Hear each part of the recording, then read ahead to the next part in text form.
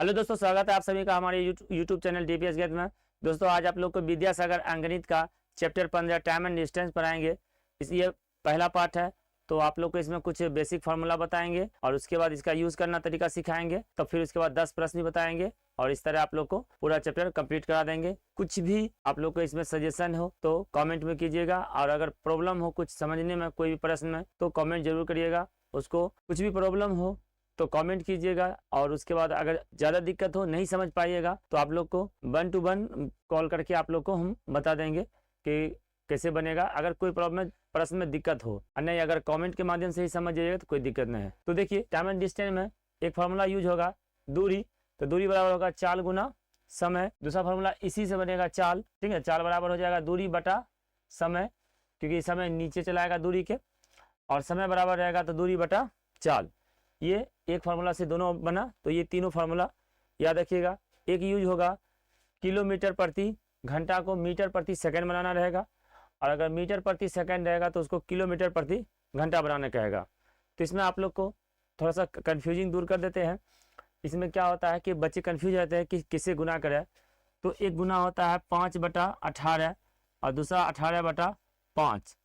तो अब इसमें कौन सा लगाएंगे, क्या किस में लगाएंगे, इसमें दिक्कत है। तो देखिए, आज हम आपको कन्फ्यूजिंग दूर कर देते हैं। इसमें पहले एक चीज़ समझ जाइए कि दोनों में कौन सा बड़ा है। ये तो बड़ा छोटा पहचान करने आता होगा, चाहे दशमलव दे के बनाइए या क्रॉसिंग गुना करके समझिए। तो देखिए, इसमें 18 गुना करेंगे तो 18 324 होगा, और ये 5 5 25, ये छोटा है और ये बड़ा है।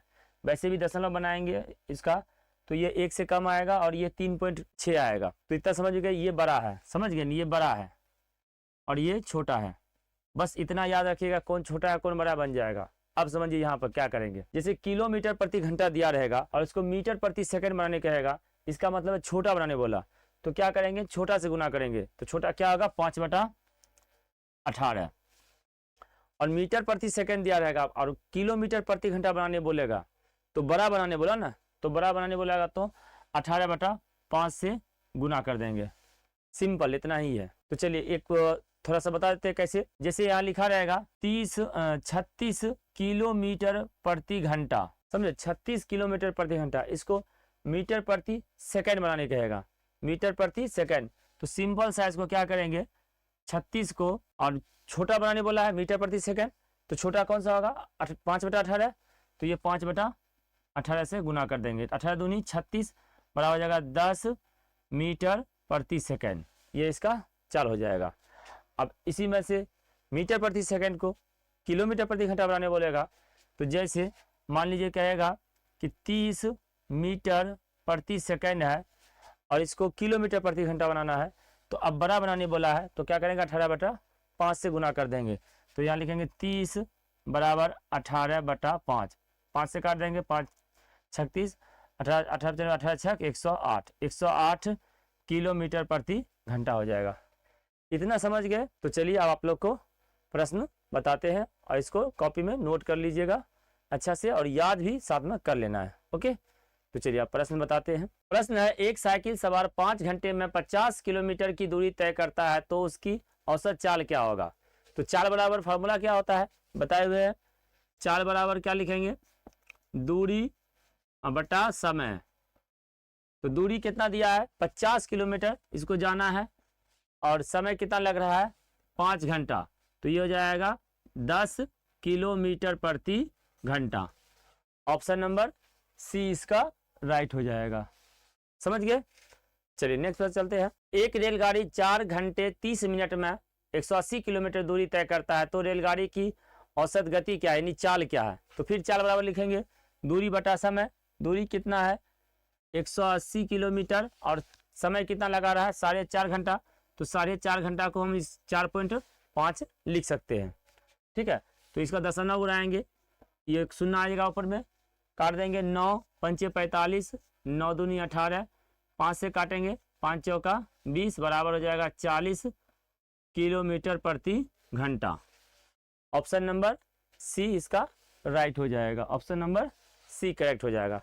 कुछ भी डाउट हो कमेंट कीजिएगा। चलिए नेक्स्ट प्रश्न देखिए। राजधानी एक्सप्रेस नई दिल्ली तथा कानपुर के मध्य 441 किलोमीटर की दूरी 4.5 घंटा में तय करती है, तो इसकी चाल क्या होगा। देखिए फिर इसमें दूरी दिया हुआ है 441 किलोमीटर, तो दूरी है, और समय भी दिया है 4 घंटा 30 मिनट यानी 4.5 घंटा। तो सिंपल सा है, चाल बराबर लिख देंगे, चाल बराबर दूरी बटा समय। देखिए आपको एग्जाम में ये नहीं लिखना है, एग्जाम में डायरेक्ट बना देना है, ये इसलिए लिखा रहे ताकि आपको याद हो जाए, जिनको याद नहीं रहता है तो वो याद कर ले बनाते बनाते। तो लिखेंगे 441 बटा 4.5, बस इस तरह आपको लिख कर हल कर देना है। इस दशमलव उड़ाएंगे, ऊपर में जाएगा 1 शून्य आ जाएगा। ये देखिए 9 से कट रहा है, 9 के व्यवस्था नियम जानते होंगे, जोड़ने के बाद 9 आ रहा है, तो 9 से कट रहा है तो काटेंगे 9 25 45, और इसको 9 से काटेंगे तो 9 चौक 36, 9 चौका 36, अब ये 8 9 9 81 49 आया। इसको काटेंगे 5 से, तो 5 दूनी 10, तो 49 गुना 2 बराबर 98 किलोमीटर प्रति घंटा। ये आंसर हो जाएगा, ऑप्शन नंबर सी इसका राइट हो जाएगा। ओके, चलिए नेक्स्ट प्रश्न देखिए। एक व्यक्ति कार द्वारा 180 किलोमीटर की दूरी 3 घंटे में तय करता है, इसी चाल से अगले 120 किलोमीटर की दूरी तय करने में उसे कितना समय लगेगा। तो पहले इसका चाल निकाल लेंगे। 180 किलोमीटर जाता है 3 घंटे में यानी 60 किलोमीटर प्रति घंटा हुआ, और उसके बाद जाना है कितना 120 किलोमीटर, तो 2 घंटा लगेगा। देखिए कैसे, सबसे पहले चाल निकालेंगे। तो चाल है, चाल बराबर फॉर्मूला होता है दूरी बटा समय। दूरी कितना है 180 किलोमीटर, और ये 3 घंटा में जा रहा था, ये 60 किलोमीटर प्रति घंटा इसका चाल हुआ। अब यही चाल से चलेगा 120 किलोमीटर, तो 1 घंटा में 60 किलोमीटर, फिर 1 घंटा में 60 किलोमीटर, 120 किलोमीटर 2 घंटा में पहुंच जाएगा। तो समय बराबर अब लिखेंगे इसमें, समय बराबर दूरी बटा चाल। तो दूरी कितना है, अब 120 किलोमीटर उसको जाना है, और यहाँ पे चाल निकाल चुके हैं 60 किलोमीटर प्रति घंटा, बराबर 2 घंटा इसको लगेगा। ओके, तो ऑप्शन नंबर इसका बी राइट हो जाएगा। चलिए नेक्स्ट प्रश्न देखिए। एक रेलगाड़ी ए से शाम 5:15 चलती है तथा बी पर अगले दिन सुबह 10:40 पहुंचती है। रेलगाड़ी द्वारा यात्रा में लगा कुल समय कितना होगा। देखिए सिंपल है, शाम में 5:15 पे चला और कल सुबह में 10:40 पे पहुंचा। समझ गए, ये शाम में चला है और सुबह में पहुंचा है। तो देखिए आज शाम में चला और कल 5:15 AM में, इसको टोटल हो जाएगा 12 घंटा ना। 5 बजे चला, फिर सुबह 5 बजे तक 12 घंटा हुआ। अब 12 बजे से हम यहाँ पे इसको 10:15 तक पहले इसको चला देते हैं। समझ गए, इस तरह बनाएंगे तो आसानी होगा।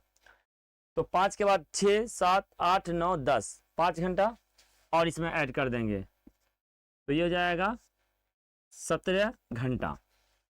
अब यहाँ पे 15 मिनट हुआ और यहाँ पर हमको 40 मिनट चलना है, तो 25 मिनट और चलेगा। समझ गए, तो इसका मतलब हो गया 25 मिनट और लिखेंगे तो 17 घंटा 25 मिनट इसका राइट आंसर होगा। ऑप्शन नंबर सी इसका करेक्ट हो जाएगा। चलिए नेक्स्ट प्रश्न देखिए। श्याम ने 13 मई 1988 को प्रातः 11:15 रेलगाड़ी से यात्रा आरंभ की और वह कोयम्बटूर 15 मई 1988 को प्रातः 9:30 पहुंचा। तो यात्रा की अवधि कितनी थी। समझिए 13 तारीख को चला था और 14 तारीख को फिर अगर पहुंचेगा सेम टाइम में, तो यहाँ तक में 24 घंटा लग जाएगा।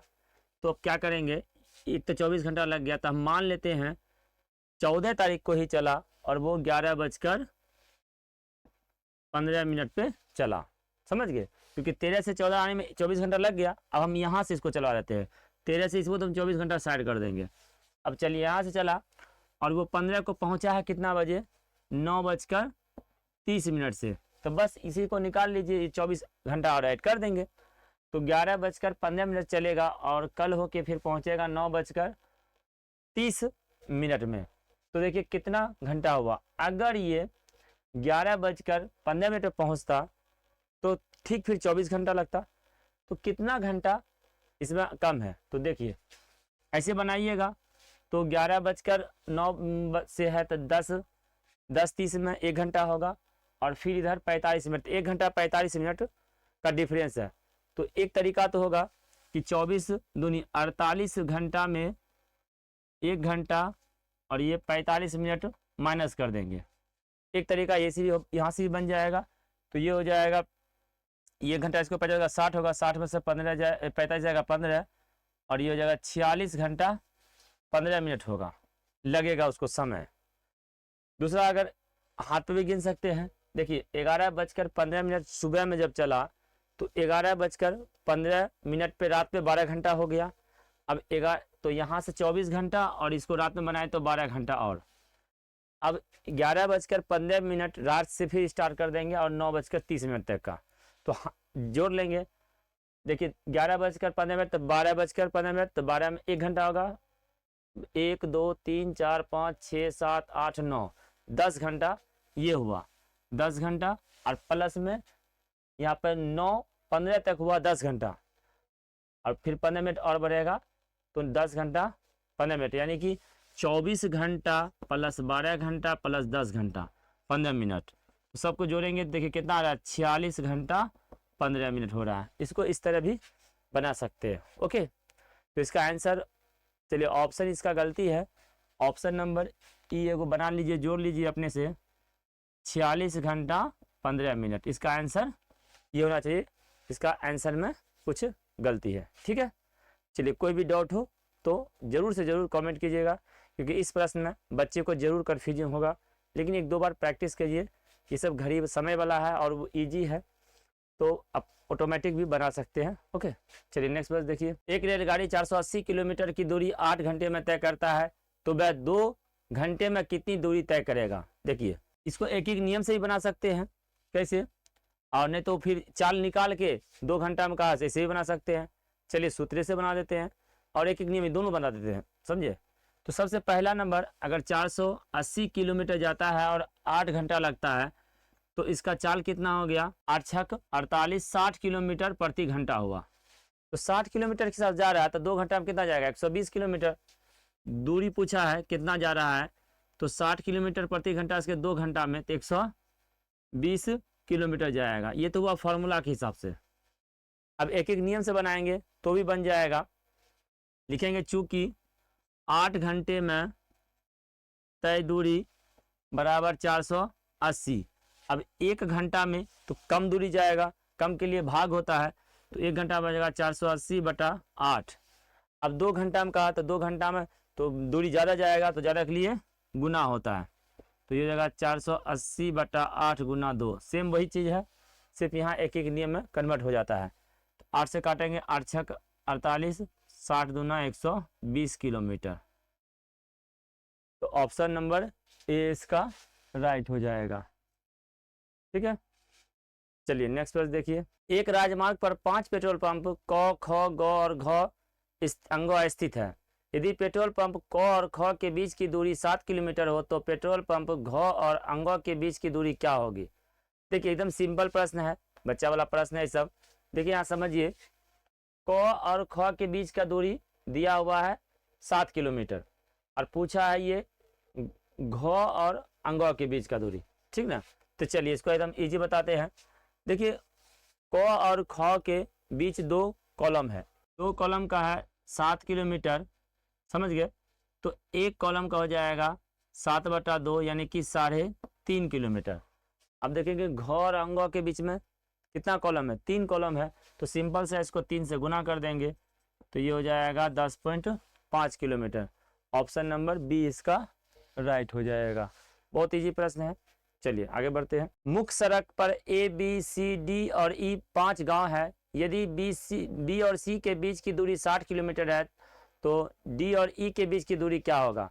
देखिए बी और सी के बीच में 60 किलोमीटर है, तो यहाँ है बी आपका, देखिए बी और सी, तो बी ए सी कितना है, ये 3 पॉइंट है, तो 3 पॉइंट का वैल्यू है 60 किलोमीटर, तो एक पर क्या हो जाएगा 20। अब पूछा था किसका, डी और ई, तो डी देखिए कितना पॉइंट पे है, डी और ई के बीच के गिनती करिए, 1 2 3 4 है, तो इसको 4 से गुना कर देंगे तो हो जाएगा ये 80 किलोमीटर। ऑप्शन नंबर इसका सी राइट हो जाएगा, ठीक है।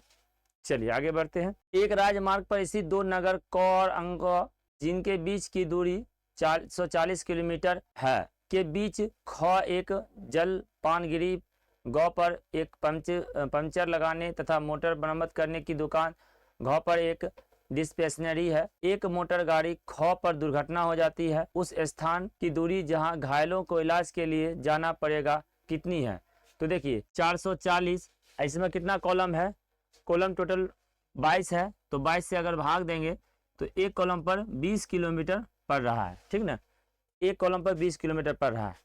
अब इसको हम देखेंगे कि जो घायल हुआ जहाँ पे और उसके बाद डिस्पेंसरी जहाँ इलाज कराएगा वहाँ के बीच में कितना कॉलम है। तो चलिए आप देखिए, दिया हुआ होगा ये डिस्पेंसरी यहाँ कहाँ है?